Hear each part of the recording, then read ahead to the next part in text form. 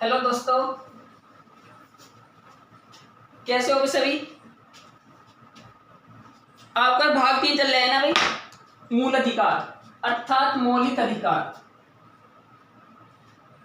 तो देखना भाई, मूल अधिकार हो गया आपके, और इसमें चलेगा भाई पहला, यानी तो मूल संविधान बना था तो कितने प्रकार के आपको अधिकार दिए गए, 7 प्रकार के। आज वर्तमान में इनकी संख्या कितनी है, 6। तो देखना भी, मैंने पीछे बताया गया है कि पहला जो अधिकार है आपका समता समानता का, दूसरा आपका स्वतंत्रता का, तीसरा शोषण के विरुद्ध, चौथा धार्मिक स्वतंत्रता, पांचवा शिक्षा संस्कृति, छठा संपत्ति और सातवां संवैधानिक। तो पहला देखना भी, चर्चा करते हैं पहले पर। और पहला जो अधिकार है वो है आपका, पहला अधिकार है समता या समानता का अधिकार, समता या समानता का अधिकार। और याद रखना बेटा, समता या समानता का अधिकार कहां से कहां तक है। आर्टिकल की बात करें 14 से 18, अनुच्छेद 14 से 18। तो पहला अधिकार कौन सा पढ़ना है, समता या समानता का अधिकार, और आर्टिकल 14 से 18। अगर मैं बात करूं भाई आर्टिकल 14 की, अनुच्छेद 14, तो आर्टिकल 14 में क्या है, विधि के समक्ष समानता। क्या है बेटा, विधि के समक्ष समानता, विधि के समक्ष समानता। तो देखना बेटा, अनुच्छेद 14 में क्या है, विधि के समक्ष समानता, अर्थात इसका अर्थ क्या है कि संसद जो भारत में कानून लागू करेगी वो भारत के सभी नागरिकों के लिए एक जैसा कानून बनाएगी और एक जैसा कानून लागू करेगी। अगला क्वेश्चन, आर्टिकल 15, अनुच्छेद 15। आर्टिकल 15 में क्या है, देखो भाई अनुच्छेद 15 में क्या है, भारत सरकार जो भारत से होगी भाई, भारत में भारत सरकार भारत के किसी भी नागरिक से उसकी वेशभूषा या उसका लिंग या उसका निवास या उसका धर्म के बारे में कोई भी भेदभाव नहीं किया जाएगा। तो आर्टिकल 15 में बोला गया है कि भारत के किसी व्यक्ति से उसके धर्म, जाति, लिंग, निवास के बारे में कोई भेदभाव नहीं किया जाएगा। और आर्टिकल 16, अनुच्छेद 16, आर्टिकल 16 में बेटा, लोक नियोजन के पद पर, लोक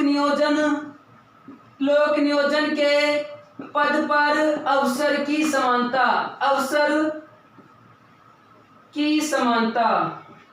तो याद रखना भाई, आर्टिकल 15 में क्या है, लोक नियोजन के पद पर अवसर की समानता, जबकि आर्टिकल 16 में है लोक नियोजन के पद पर अवसर की समानता। जबकि अनुच्छेद 17, आर्टिकल 17 में कहते हैं जहर को सुने, बिल्कुल जहर आपका देखना भी। आर्टिकल 17 में क्या है, आर्टिकल 17 में अस्पष्टता का अंत, जिसे बोलते हैं छुआछूत का अंत। तो याद रखना भी ये क्वेश्चन, अस्पष्टता का अंत या छुआछूत का अंत किस आर्टिकल में है, तो आर्टिकल 17 में। जबकि आर्टिकल 18 की बात करें तो आर्टिकल 18 में क्या है बेटा, आर्टिकल 18 में उपाधियों का अंत। किसका अंत बेटा, उपाधियों का अंत। और उपाधियों का अंत किसको छोड़कर, खेल को छोड़कर व सेना को छोड़कर। तो याद रखना भाई, आर्टिकल 18 में क्या है, उपाधियों का अंत, खेल व सेना को छोड़कर। आपको पहला अधिकार पढ़ाया गया भाई, समता या समानता का अधिकार। आर्टिकल कहां से कहां तक पढ़ा, 14 से 18। आर्टिकल 14 में क्या है, विधि के समक्ष समानता, अर्थात एक जैसा कानून बनाया जाएगा और एक जैसा कानून लागू किया जाएगा। आर्टिकल 15 में क्या है, भारत के किसी भी नागरिक से उसकी जाति, उसकी वेशभूषा, उसका लिंग, उसके धर्म या उसके निवास से कोई भी भेदभाव नहीं किया जाएगा। जबकि आर्टिकल 16 में क्या है, लोक नियोजन के पद पर अवसर की समानता। और आर्टिकल 17 में क्या है, अस्पृश्यता का अंत या छुआछूत का अंत। आर्टिकल 18 में क्या है, उपाधियों का अंत, किसे छोड़कर, खेल व सेना को छोड़कर। और याद रखना बेटा, कहते क्रीम क्वेश्चन है, बिल्कुल फोटो सा देखना भाई, यदि भारत का कोई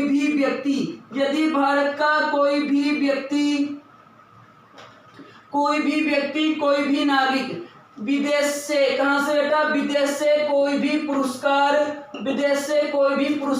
या साथ में कोई भी पुरस्कार या कोई भी उपाधि लेना चाहता है, क्या लेना चाहता है बेटा, कोई भी उपाधि लेना चाहता है तो उसे आर्टिकल 18 के तहत, अनुच्छेद 18 के तहत भारत के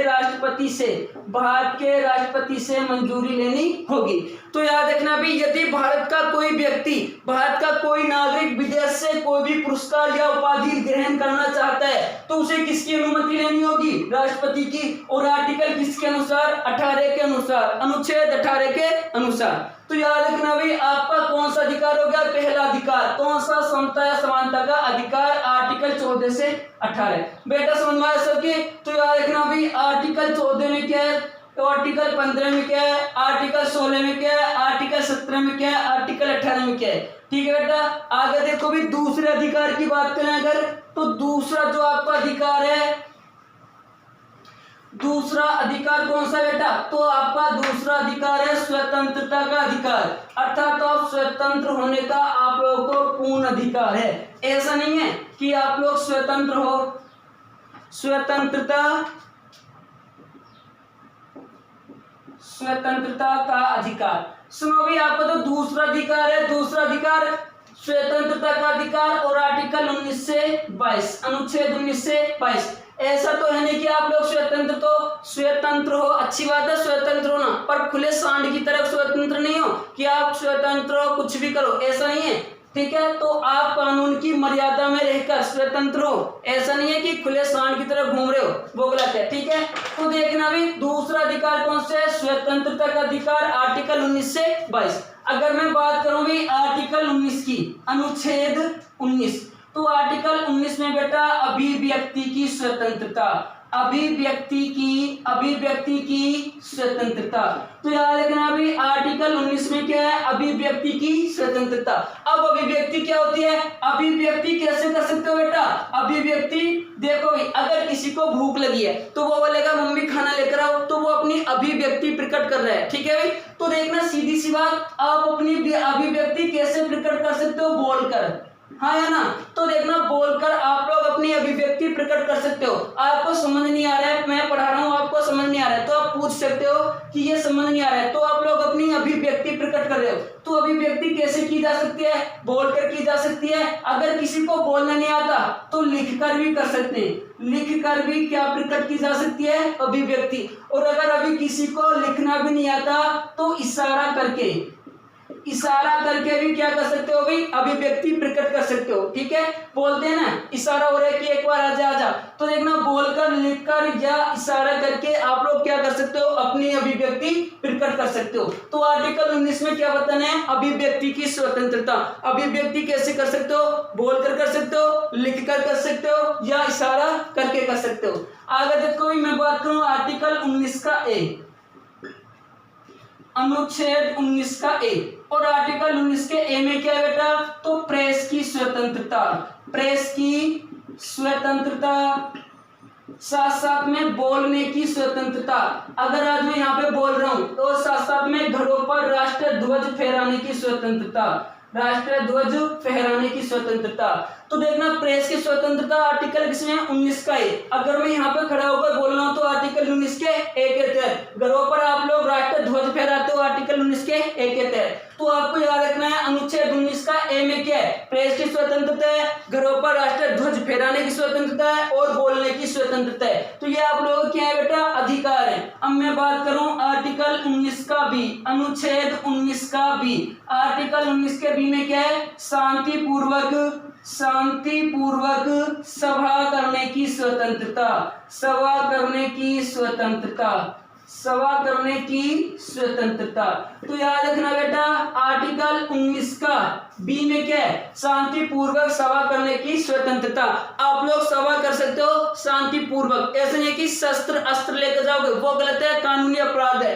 आप लोग शांतिपूर्वक सभा कर सकते हो आर्टिकल 19 के बी के अनुसार, ये आप लोगों का पूर्ण रूप से अधिकार है। ठीक है, आर्टिकल 19 का सी, अगर बात करें बेटा अनुच्छेद 19 का सी, तो आर्टिकल 19 के सी में क्या है बेटा, तो इसमें क्या है बेटा, संघ बनाने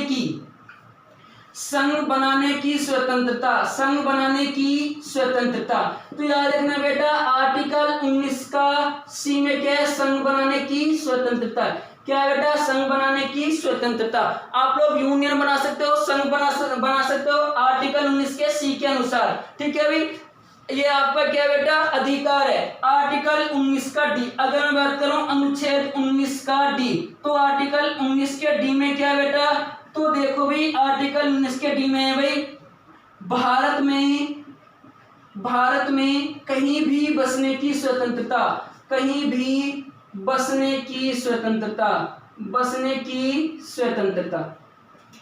आप लोग भारत में कहीं भी जाकर रह सकते हो भाई, पूरे भारत में आर्टिकल डी के अनुसार। पहले एक इसमें अपवाद था जम्मू कश्मीर को भी 31 अक्टूबर 2019 से समाप्त कर दिया है, वहां भी आप लोग जाकर रह सकते हो।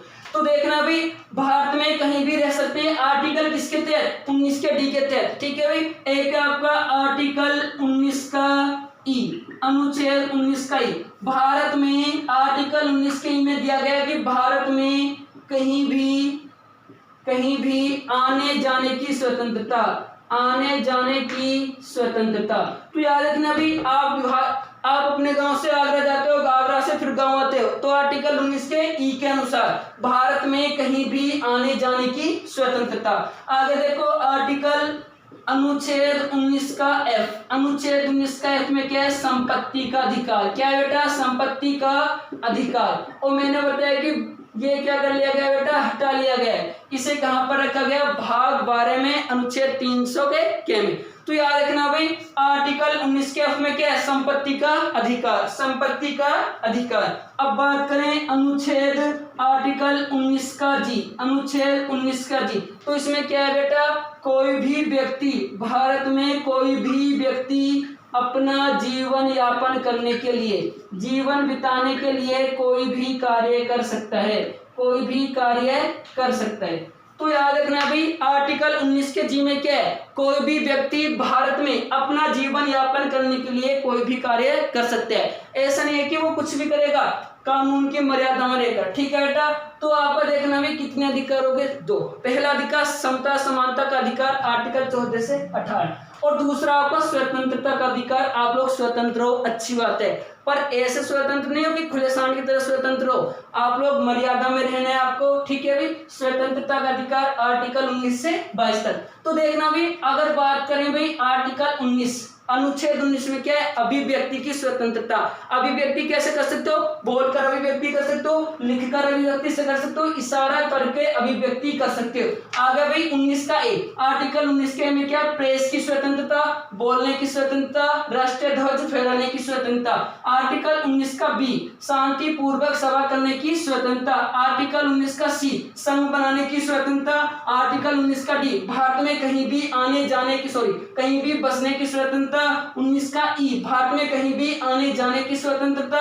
आर्टिकल 19 का एफ, संपत्ति का अधिकार। 19 का जी, कोई भी जीवन जीने के लिए कार्य कर सकते हो। ठीक है बेटा, इतना समझ में आ गया सबको। तो इतना याद रखना भी, कितने अधिकार हो गए, 2 अधिकार। कितने अधिकार हो गए, 2।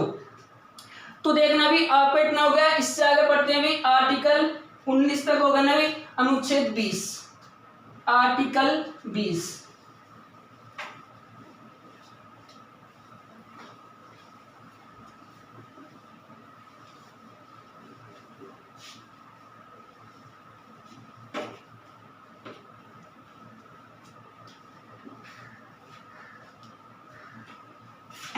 आर्टिकल 20, अगर बात कर रही अनुच्छेद आर्टिकल 20 की, तो आर्टिकल 20 आर्टिकल 20 में क्या बेटा,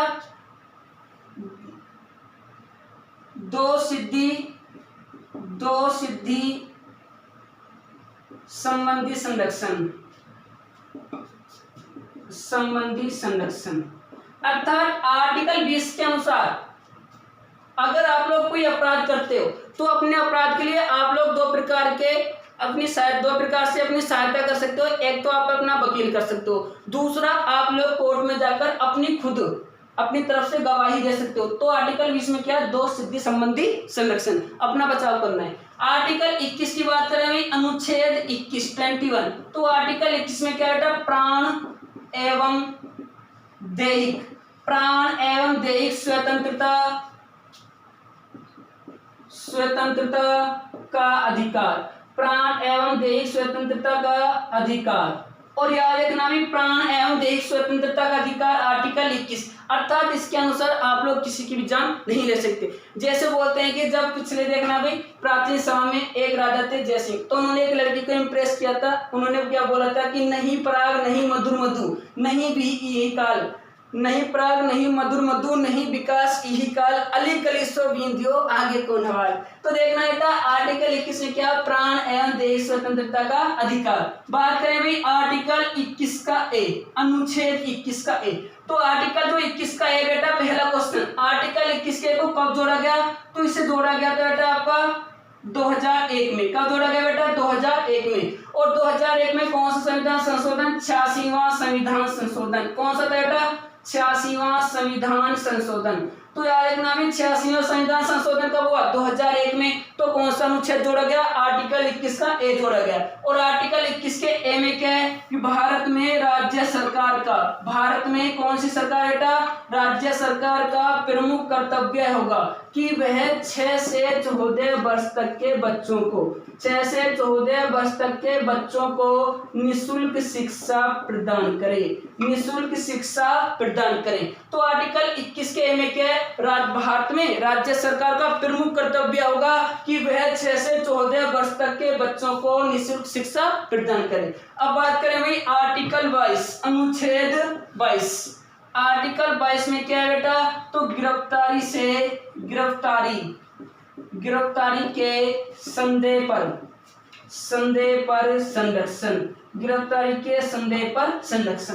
तो याद रखना बेटा आपका 2 अधिकार, पहला समता समानता का अधिकार, दूसरा स्वतंत्रता का अधिकार। तो देखना भाई गिरफ्तारी के संदेह संरक्षण आर्टिकल 22। नेक्स्ट क्वेश्चन, 6 से 14 वर्ष तक के बच्चों को निःशुल्क शिक्षा देगी कौन, राज्य सरकार, आर्टिकल 21 के ए के अनुसार। कब जोड़ा गया, 2001 में। कौन सा संविधान संशोधन, 86वां संविधान संशोधन। प्राण एवं दैहिक स्वतंत्रता का अधिकार आर्टिकल 21। नेक्स्ट क्वेश्चन आर्टिकल 20 में क्या, 2 सिद्धि संबंधी संरक्षण।